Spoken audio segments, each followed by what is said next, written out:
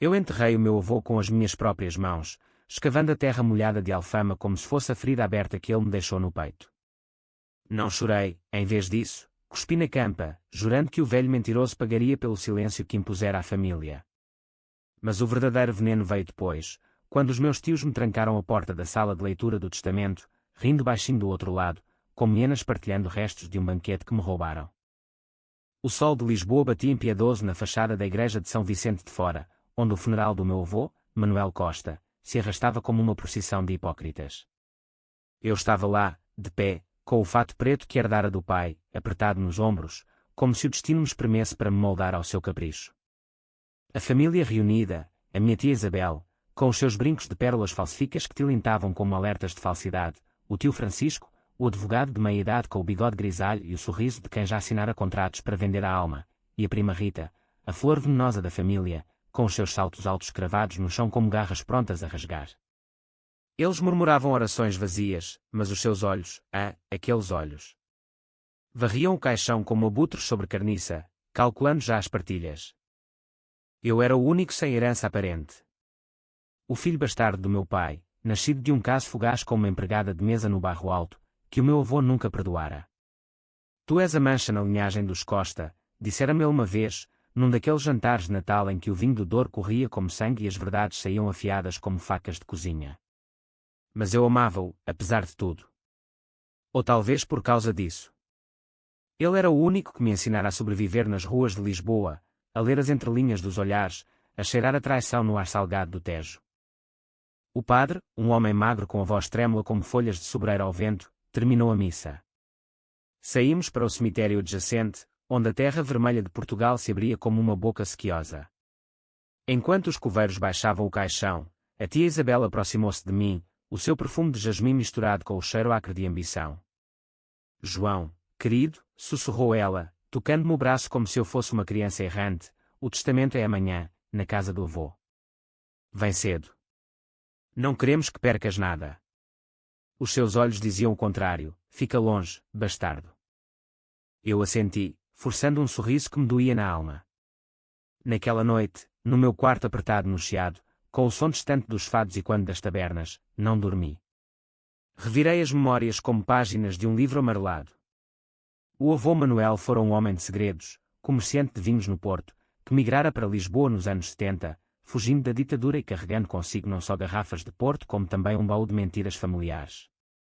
Ele contara-me, numa noite de confissão regada à ginginha, sobre a mãe da Rita, a sua filha legítima, que morrera num acidente de carro suspeito, e sobre o tio Francisco, que herdara um negócio mas o afundara em dívidas com apostas no Benfica. A família é uma teia, João, dissera ele, os olhos turvos pelo álcool. E tu, meu rapaz, és o fio que pode desfazê-la.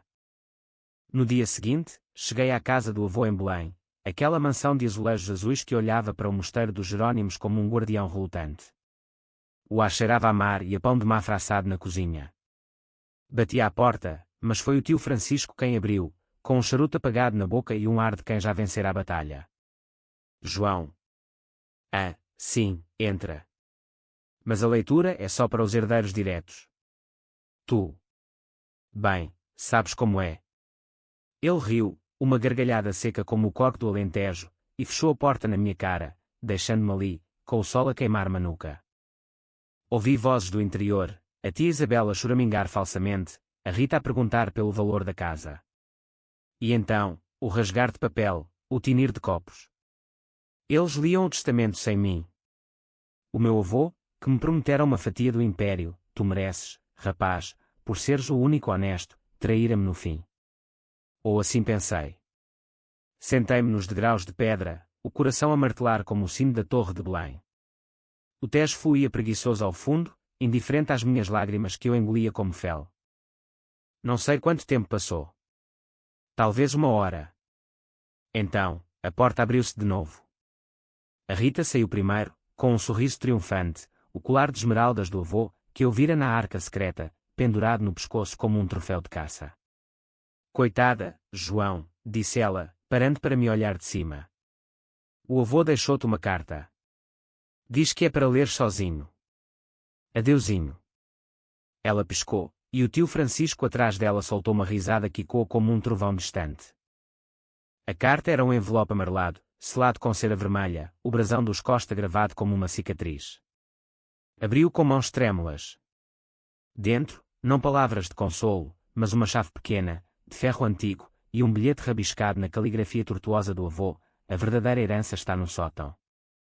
Queima isto depois. E lembra-te, a vingança é um vinho que se guarda para beber devagar.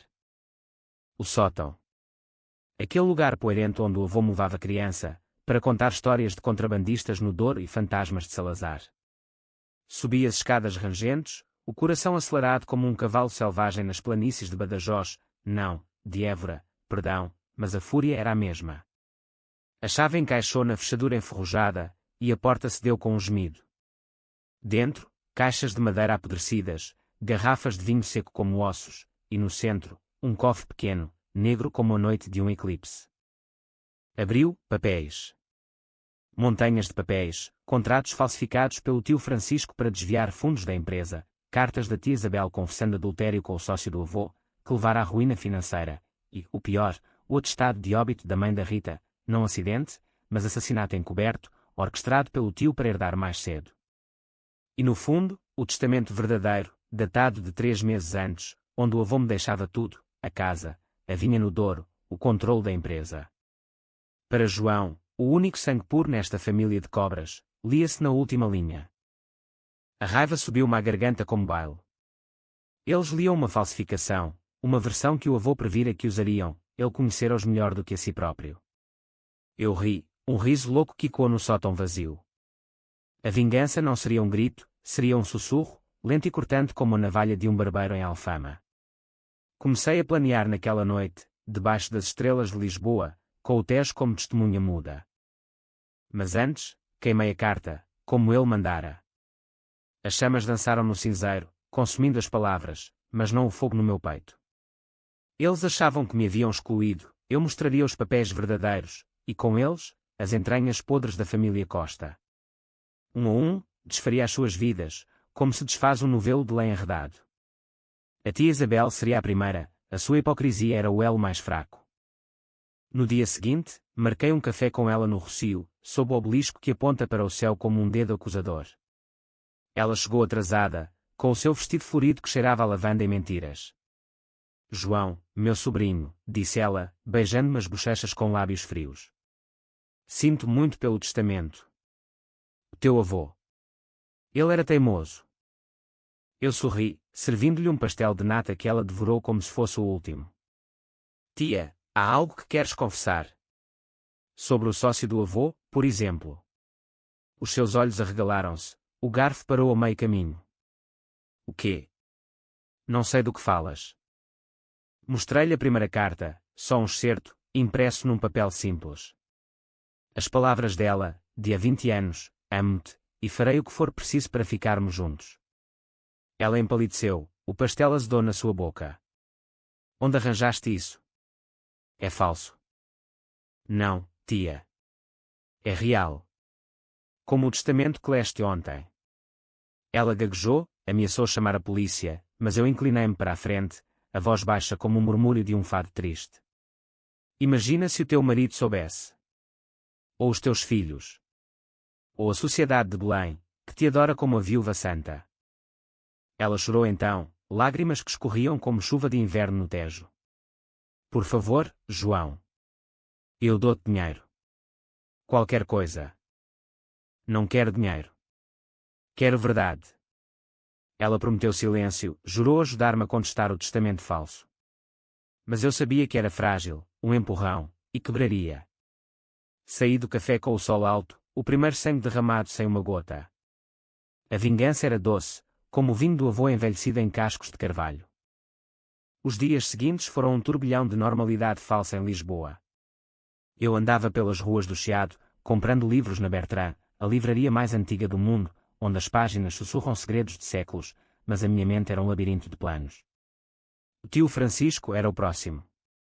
Ele, com as suas dívidas de jogo que engoliam a herança como um buraco negro, achava-se intocável, dirigindo o Mercedes do avô pelas autoestradas para Cascais, onde tinha uma amante mais jovem que a minha prima Rita. Eu investigara mais no sótão, faturas de casinos em Macau, transferências bancárias para contas offshore nas Ilhas Canárias, lugares quentes onde o dinheiro evapora como orvalho ao sol. O avô deixara tudo documentado, como um caçador que prepara armadilhas para lobos. Marquei um encontro com o tio no escritório dele, no centro da Baixa, reconstruída após o terremoto de 1755 como um tabuleiro de xadrez onde cada movimento conta. Ele recebeu-me com um aperto de mão frouxo, o charuto aceso agora, o fumo a encher o ar como névoa de nevoeiro matinal no Douro. João, rapaz. Senta-te. Queres um copo de Porto? Do nosso, claro. Ele riu, apontando para as garrafas na prateleira, mas os seus olhos, frios como o aço de uma lâmina, traíam o medo. Ele sabia que eu fora excluído, talvez pensasse que eu viria mendigar. Não, obrigado, tio. Vim falar de negócios. Deslizei uma pasta fina sobre a secretária de moble polido. Dentro, cópias das faturas, assinadas com o nome dele. Ele folheou-as, o rosto endurecendo como cera derretida que solidifica. Isto? Papéis velhos. Nada que te interesse. Ah, mas interessa. Porque o testamento falso que leste, sim, falso, menciona dívidas que tu mesmo forjaste para dilapidar a empresa. Ele saltou da cadeira, o charuto caindo no tapete persa, soltando uma faísca. Mentes. O avô confiava em mim. Confiar. Como confiaste na mãe da Rita. A menção ao acidente, ao homicídio, fez-o congelar. Eu tinha as provas, o relatório da polícia arquivado, testemunhas subornadas, o fio de travão cortado como uma veia aberta. Tu mataste-a para herdar mais cedo. E o avô sabia. Por isso me deixou tudo a mim. O tio Francisco desabou na cadeira, o bigode tremendo como folhas ao vento. Era um acidente, João. Ela descobrira as minhas apostas, ameaçara contar tudo. Eu só queria silêncio. Lágrimas. Não, suor. O suor de um homem que vê o abismo abrir-se sob os pés. O que queres? Metade. Tudo. Quero que confesses. Num gravador, para a polícia. E que devolvas o que roubaste. Ele hesitou, os dedos tamborilando na mesa como um código Morse de pânico. Mas o orgulho dos Costa, esse veneno herdado, fê-lo resistir. Nunca. Tu és nada. Um bastardo sem nome. Saí dali com o gravador no bolso, a confissão gravada num sussurro rouco, sim, eu fiz. Para proteger a família. Ele não sabia que o microfone estava escondido no relógio do avô, que eu usava no pulso como um talismã. Na rua, o elétrico 28 rangia passando, levando turistas para o castelo de São Jorge, mas eu sentia-me rei do meu próprio império de ruínas. A Rita foi a mais difícil. Ela, com a beleza afiada como o granito do Gerês, vivia numa cobertura em Alcântara, decorada com quadros de artistas lisboetas que ela comprara com o dinheiro do avô, ou do que restava. Convidei-a para jantar no Time Out Market, aquele hub de sabores onde o cheiro de mariscos grelhados se mistura com o burburinho de conversas. Ela veio de minissaia, o colar de esmeraldas brilhando como olhos de gato no escuro. João, que surpresa romântica, gracejou ela, pedindo um copo de vinho verde gelado. Cansado de ser o coitado da família. Não, prima. Cansado de mentiras. Mostrei-lhe o atestado de óbito da mãe, com as anotações marginais do avô, Rita sabia. Ajudou no encobrimento. Os olhos dela, verdes como o mar da Nazaré em tempestade, arregalaram-se. Isso é calúnia. A minha mãe morreu num acidente. Acidente. Com o tio ao volante, depois de uma discussão sobre as tuas festas em Ibiza, pagas com fundos da empresa. Ela riu, nervosa, mas o riso morreu quando eu mostrei as transferências, o nome dela em contas partilhadas com o amante do momento. Tu és cúmplice, Rita. E o avô escreveu, a maçã podre da árvore. Ela atirou o copo contra a mesa, o vinho salpicando como sangue. Maldito. Vou destruir-te. Mas o pânico atraiu, ela agarrou-me o braço, unhas cravando como garras. Por favor. Eu dou-te o colar. Ou mais. Qualquer coisa. Quero a tua lealdade falsa. Diz ao tio e à tia que o testamento é falso. E junta-te a mim na leitura verdadeira. Ela acenou, os lábios tremendo. Naquela noite, sozinha no seu apartamento com vista para o Pontal de Belém, ela chorou pela primeira vez desde a morte da mãe, ou assim me disse no telefonema trêmulo que gravei. Agora, a teia apertava-se. Eles estavam partidos, cada um no seu canto de Lisboa, lambendo feridas. Mas a vingança não parava, era um rio que corre para o mar, inexorável. Planeei a grande revelação, uma reunião na casa do avô, sob pretexto de partilha amigável. Mandaria convites falsos, assinados como o advogado deles. E lá, com os papéis verdadeiros espalhados na mesa de carvalho, assistiria ao colapso. Enquanto isso, vagueava pelo Tejo ao pôr do sol, o céu tingido de laranja como vinho tinto. Pensava no avô, fora ele o arquiteto disto tudo.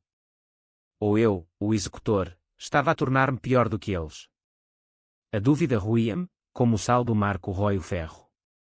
Mas o ódio era mais forte, era o meu vinho, e eu bebia devagar, saboreando cada gole. A dúvida crescia como era selvagem nas paredes da minha mente, sufocando o prazer inicial da vingança. Em noites insones, deitado no colchão fino do meu apartamento no Bairro Alto, ouvia os fados de Amália Rodrigues virem das ruas, estranha forma de vida, com aquela melodia que corta como vidro.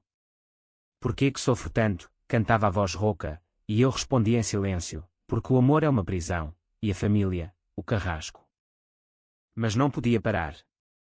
O tio Francisco ligara-me uma semana após a confissão, a voz embriagada pelo uísque escocês que ele preferia ao nosso Porto. João, rapaz, esquece isso. Somos família. Vem ao jogo do Benfica no Estádio da Luz. Eu pago a bilheteira. Era uma trégua à falsa, um anzol para me puxar de volta à taia. Recusei, mas usei o convite para aprofundar. Seguiu até Cascais, onde o carro dele parou num motel discreto à beira-mar, com luzes neon piscando como olhos acusadores. Esperei na sombra das falésias, o vento atlântico a chicotear-me o rosto salgado. A amante saiu primeiro, uma morena de 20 e poucos, com tatuagens de âncoras nos pulsos, rindo alto como gaivotas. O tio seguiu-a, desabotoando a camisa, alheio ao meu telemóvel a capturar tudo. A família que eu construí, murmurava ele, mas as palavras soavam ocas, como ecos num barril vazio. Enviei o vídeo à tia Isabel, anónimo, com uma nota, a tua vez de saber. Ela respondeu num pânico de chamadas bloqueadas, mas eu já sabia, ela confrontaria-o, e o casamento deles, essa fachada de porcelana, racharia como azulejo sob o martelo. A Rita, por seu lado, tentara seduzir-me para silenciar. Uma mensagem tarde da noite, vem ao meu apartamento. Falamos. Trago vinho do Douro. Fui, não pela tentação, mas para medir a profundidade do poço. Ela abriu a porta de robe de seda, o colar de esmeraldas ainda no pescoço, os olhos inchados de noites sem sono. João, por favor. Eu errei. Mas tu. Tu és como eu. Sozinho nesta família de monstros. Sentámo-nos na varanda, o Tejo negro lá embaixo, pontilhado de luzes de barcos pesqueiros. Ela contou-me tudo, como o tio a arrastara para o encobrimento, prometendo-lhe metade da herança, como a mãe morrera gritando segredos que ela agora carregava como correntes. Eu ajudei porque tinha medo, confessou, a voz quebrando como onda na costa da Ericeira. Pela primeira vez, via não como predadora, mas como presa, uma rapariga perdida em Lisboa, cidade de sonhos partidos. Mas a piedade é um luxo que a vingança não permite. Então prova, disse eu. Conta-me o resto. Onde o tio escondeu o corpo das provas? Ela hesitou, mas o vinho soltou a língua, um cofre no banco em Oeiras, com chaves que só ela conhecia. Beijei-a então, não por desejo, mas para selar o pacto, um beijo amargo como azeite virgem do Alentejo. Com essa informação, invadi o banco numa manhã de nevoeiro, usando a chave duplicada que mandei fazer num ferreiro de Moraria. O cofre abriu-se como uma confissão relutante, mais documentos, cheques assinados, até uma arma registada no nome do tio, a mesma usada no acidente. Levei tudo, deixando só pó. Agora, a reunião. Enviar os convites, urgente, partilha final da herança. Casa do avô, 20 horas. Eles viriam, atraídos pelo cheiro de ganância como moscas para mel. Preparei a sala de jantar, a mesa longa de carvalho, velas acesas como olhos vigilantes, e os papéis espalhados como cartas de um baralho marcado. O testamento verdadeiro no centro, selado com a cera vermelha. Chegaram juntos, pela primeira vez em anos, um trio unido pelo medo mútuo. A tia Isabel, com olheiras profundas como valos do Douro, o tio Francisco, suado e com o fato amarrotado, a Rita, pálida, evitando o meu olhar. Onde está o advogado? Perguntou o tio, sentando-se à cabeceira como se ainda fosse rei. Não vem. Eu sou o advogado agora. Revelei os papéis, um a um. O testamento, a João Costa, tudo. As confissões, adultério, homicídio, roubo. O silêncio caiu como uma cortina pesada, quebrado só pelo crepitar das velas. A tia Isabel foi a primeira a quebrar. Monstro! Tu planeaste isto. Ela atirou-se a mim, unhas cravadas, mas a Rita segurou-a, chorando. É verdade, mãe? Eu contei-lhe. O tio levantou-se, rosto púrpura como vinho encorpado. Polícia. Vou chamar a polícia. Mas eu tinha o gravador, as provas digitais enviadas para um advogado de confiança em Coimbra, um homem que o avô recomendara numa carta escondida. Chama. Explica o homicídio. Ou o desvio de fundos. Ele sentou-se de novo, derrotado, a cabeça entre as mãos. Porquê, João? Porquê nós? Porque me excluíram. Como o avô previu. A sala cheirava a derrota, a suor e lágrimas misturados. Eles suplicaram, ofereceram tudo, mas eu neguei. Amanhã, levo isto à justiça. Arrependam-se esta noite. Saí para o jardim, o ar fresco de Belém carregado de jasmim noturno. O Tejo murmurava segredos ao luar, e pela primeira vez, o vazio no peito cresceu. Vingança era vitória, mas que preço? A família destruída, e eu, o carrasco solitário. A manhã seguinte amanheceu cinzenta sobre Lisboa, com nuvens baixas como o peso que me oprimia o peito. Fui ao café à brasileira no Chiado, pedindo um galão forte, leite e café, a mistura que sustenta os lisboetas nos dias de tormenta. Ali, entre estudantes com mochilas e turistas com mapas, escrevi o e-mail para o advogado em Coimbra, anexos com tudo, sujeito à verdade dos Costa. Enviado. Irrevogável como o curso do Tejo para o Atlântico. O telefone tocou enquanto eu mordia uma tosta de queijo da serra. Era a Rita. João, não faças isto. Por favor. O tio. Ele tentou suicidar-se esta noite. Engoliu comprimidos. O pânico na voz dela era genuíno, cortante como o vento de noroeste na costa da Caparica. Corri para o hospital de São José, no centro, onde o cheiro de desinfetante se mistura com o desespero humano. Encontrei-os na sala de espera, a tia Isabel, orando um terço com dedos trêmulos, a Rita, abraçando os joelhos como uma criança. Ele sobreviveu, disse a tia, olhos vermelhos. Mas diz que confessa tudo. Acabou. Ela olhou para mim, não com ódio, mas com uma pena que doía mais. Tu ganhaste, João. Mas perdemos todos. Sentei-me ao lado da Rita, o silêncio entre nós espesso como névoa. Porquê? Perguntou ela, finalmente. Poderias ter partilhado. Sem isto. Porque o avô me ensinou, a família trai, mas a verdade liberta. Mas as palavras soavam ocas agora. O tio, no quarto ao lado, tubos no nariz, olhos vidrados na janela que dava para o castelo de São Jorge, símbolo de conquistas antigas, mas agora só uma prisão de vidro. Falei com ele sozinho, o bip do monitor como um relógio de areia. Por que o suicídio, tio? Medo da cadeia. Ele virou a cabeça, lento como um navio em mar calmo. Medo de ti, João. Tu és como o teu avô, implacável. Mas ele me perdoou. Dizia que eu era o filho fraco, mas amado. Lágrimas escorreram, molhando a fronha. Eu matei a minha irmã por ganância. Agora, mato-me por culpa. Deixei-o ali, com o veneno da confissão a corroer-lhe a alma. Fora do hospital, o sol rompeu as nuvens, banhando a baixa em ouro. Caminhei até à casa do avô, onde o advogado já esperava, um homem alto, de óculos redondos, com o sotaque beirão que soa como terra arada. Senhor Costa, as provas são irrefutáveis. A polícia virá hoje. O testamento é válido, a herança é sua. Assinei os papéis, sentindo o peso da caneta como uma espada. A casa, a vinha, o dinheiro, tudo meu. Mas o vazio persistia, um buraco negro onde o coração devia bater. Naquela tarde, a polícia chegou, 2 inspetores de fato cinzento, cheiro a cigarro e café. Interrogaram a família na sala de jantar, os papéis verdadeiros espalhados como confetes de um carnaval macabro. A tia Isabel desmaiou ao ouvir as acusações de cumplicidade. A Rita confessou tudo, voz firme pela primeira vez, como se o peso a libertasse. O tio, do hospital, foi levado algemado, o bigode grisalho agora só uma sombra patética. Eu assisti de pé, na ombreira da porta, como um fantasma. Senhor João Costa, perguntou um inspetor. É o herdeiro. Quer prestar depoimento? Não. Deixem-nos com as consequências. Saí para o Tejo, sentando-me na margem da ribeira, jogando pedras na água que ricocheteavam como ecos da minha consciência. Ganhara a guerra, mas a paz era ilusória. A vingança, esse vinho prometido, provara-se vinagre. Dias viraram semanas. A notícia rebentou nos jornais: escândalo na família Costa, homicídio e fraude em herança lisboeta. Os repórteres acampavam na porta da casa, flashes como trovões.